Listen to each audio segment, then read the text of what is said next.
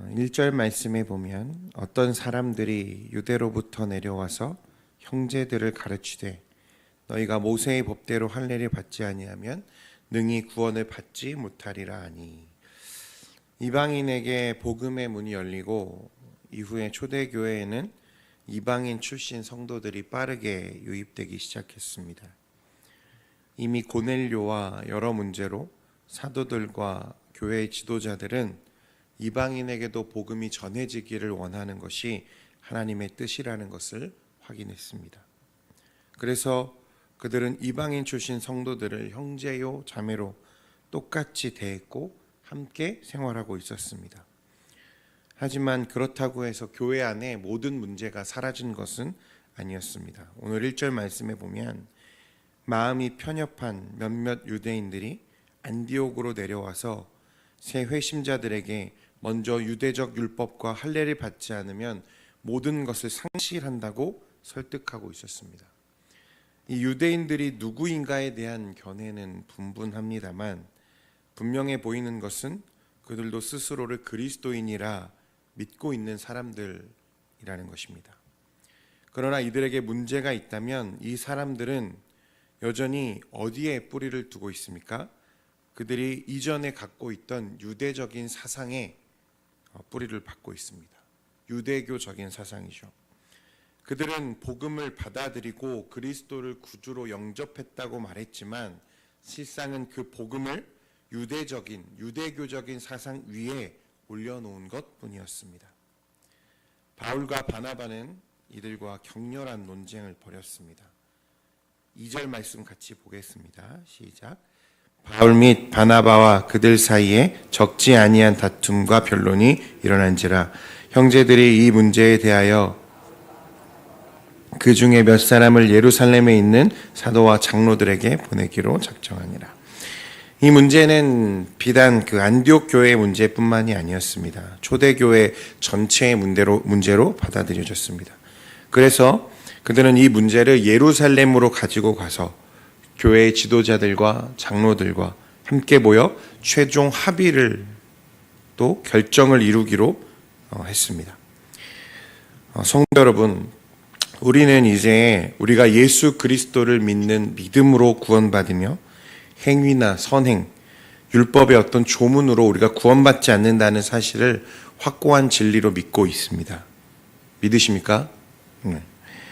사실 이것이 우리에게는 현재 당연한 것으로 받아들여지고 있지만 이 같은 진리가 확고하게 우리의 손에 들려지기까지 교회는 오랜 시간 진통을 겪으며 투쟁해야 했습니다. 진리를 위한 진통이죠.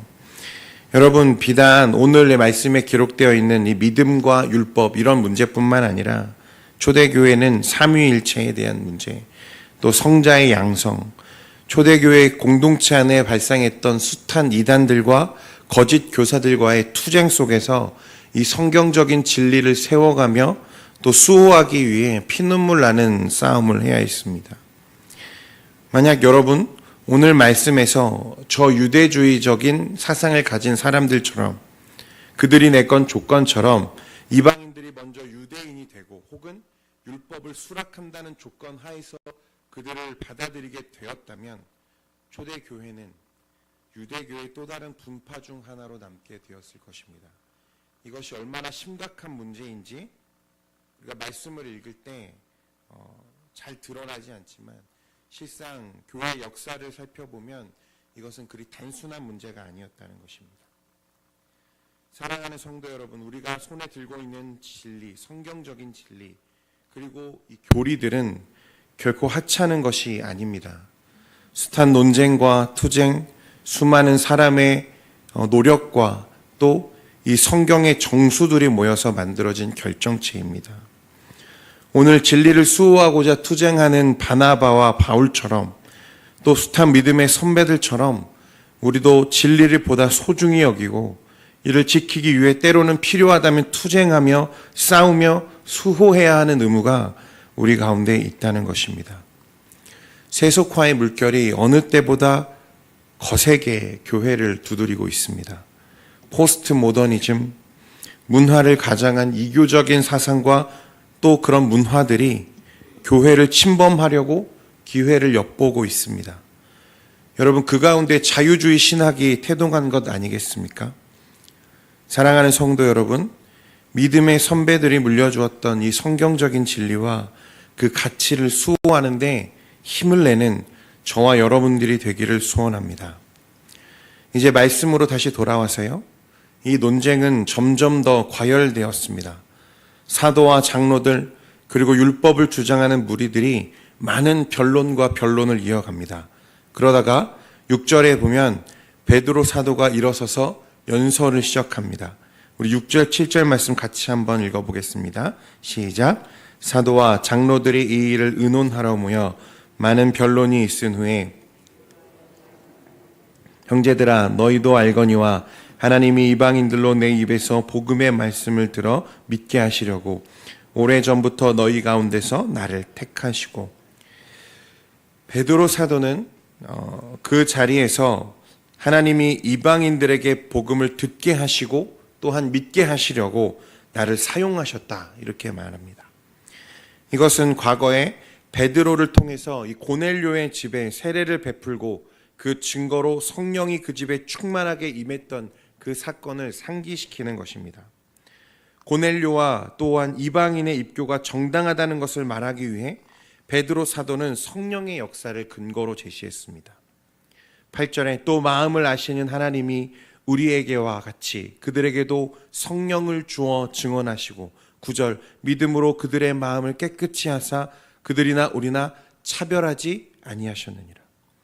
고넬료의 집에서 일어난 일을 보기 전까지 베드로 스스로도 구원이 유대인에게만 속한 줄 알았다는 것입니다. 그러나 고넬료의 집에 베드로 자신을 통해 하나님이 행하신 일들을 볼 때 복음이 유대인뿐만 아니라 이방인에게도 열려 있다는 것을 그가 알게 되었다는 것입니다. 이 복음을 믿음으로 이방인들 가운데도 마음이 깨끗하게 되는 역사가 일어나더라. 복음에는 차별이 없더라. 베드로는 그렇게 말하고 있습니다. 그리고 반대로 질문합니다. 10절 말씀 같이 보겠습니다. 시작. 그런데 지금 너희가 어찌하여 하나님을 시험하여 우리 조상과 우리도 능히 매지 못하던 멍에를 제자들의 목에 두려느냐. 이것입니다. 과연 율법이 우리를 깨끗하게 할 수 있느냐. 우리 조상들도 감히 매지 못하던, 우리도 능히 감당하지 못하던 이 율법이라는 멍에를 어째서 제자들에게 또 지우려고 하느냐.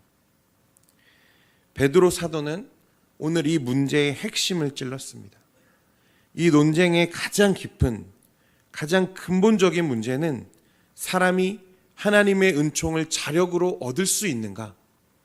과연 사람이 자신의 노력으로 스스로를 의롭게 만들 수 있는가? 베드로는 그럴 수 없다고 말하는 것입니다. 성도 여러분, 저는 이 진리야말로 기독교가 다른 종교와 다를 수 있는 가장 중요한 핵심이라고 생각합니다.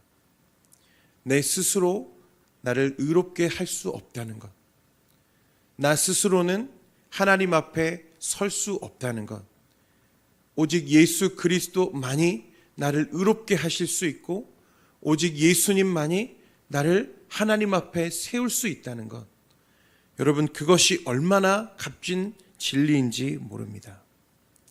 오늘 이 유대인과 바나바와 바울 사이에 또 교회에 일어났던 이 분쟁은 구원에 관련하여서 과연 사람이 하나님 앞에서 스스로 의롭다 하심을 얻을 수 있는가? 율법으로, 선행으로 우리가 구원받을 수 있는가 하는 문제를 다루고 있는 것입니다. 오늘 11절 말씀에 베드로 사도가 이렇게 명료하게 정리합니다. 우리 한번 같이 보겠습니다. 시작. 그러나 우리는 그들이 우리와 동일하게 주 예수의 은혜로 구원받는 줄을 믿노라 하니라. 그러나 우리는 그들이 우리와 동일하게 주 예수의 은혜로 구원받는 줄을 믿노라. 사랑하는 성도 여러분, 은혜로 구원받습니다. 선행이나 공로, 자격으로 얻는 것이 아닙니다. 복음, 곧 우리 주 예수 그리스도를 믿는 믿음으로 구원받습니다. 이것은 전적인 하나님의 은혜입니다. 사랑하는 성도 여러분, 오직 은혜, 오직 믿음, 우리는 이것이 진리임을 확고히 믿고 있습니다. 그러나 안타까운 현실은 그렇게 말하는 교회, 그렇게 말하는 교단이 점차 줄어들고 있다는 사실입니다. 이 보석같이 빛나는 성경적 진리를 마지막까지 보존하고 다음 세대에 전달하는 것이 역시 우리가 맡은 사명이 아닐까 생각합니다. 오직 은혜, 오직 믿음. 오늘 이 초대교회의 정말 진통 가운데 또 사도들과 많은 믿음의 선배들이 이같이 빛나는 보석을 우리에게 전수해 주지 않았습니까? 우리가 이 마지막 시대, 마지막 주자로서 이 하나님의 진리를 견고히 붙잡고 다음 세대와 또 그 다음 세대까지 주님 오시는 그날까지 이 말씀이 전달되고 보호될 때까지 힘쓰는 저와 여러분 되기를 소원합니다. 기도하겠습니다.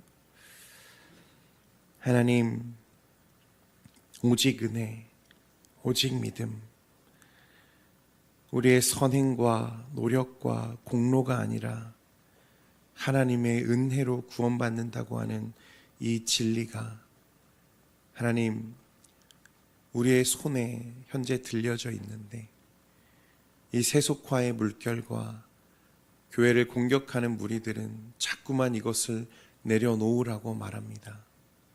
이 포스트 모더니즘 시대에 우리가 이 보석 같은 진리를 잘 수호하고 다음 세대와 또 주님 오시는 그날까지 지켜갈 수 있도록 우리를 사용하여 주옵소서.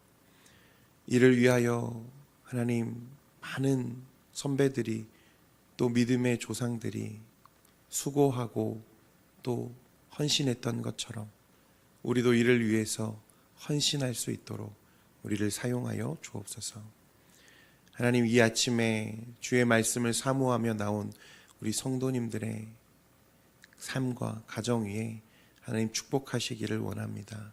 또한 찬양으로 영광 돌린 우리 권사님들 각 가정과 또 개개인마다 하나님 은혜 주셔서 건강 붙잡아 주시고 날씨가 많이 추운데 오가는 발걸음 지켜주시며 하나님의 은혜가 우리 권사님들의 각 삶에 충만하게 임할 수 있도록 인도하여 주옵소서. 모든 말씀 예수님의 이름으로 기도합니다. 지금은 우리 주 예수 그리스도의 은혜와 하나님 아버지의 무한하신 사랑하심과 성령의 위로, 교통, 충만하심이 이 자리에 나와 말씀 듣고 우리의 손에 들려있는 이 성경적 진리를 수호하기를 다짐하는 모든 성도들과 주의 권속 위에 지금으로부터 영원토록 함께 하시기를 간절히 축원하옵나이다. 아멘.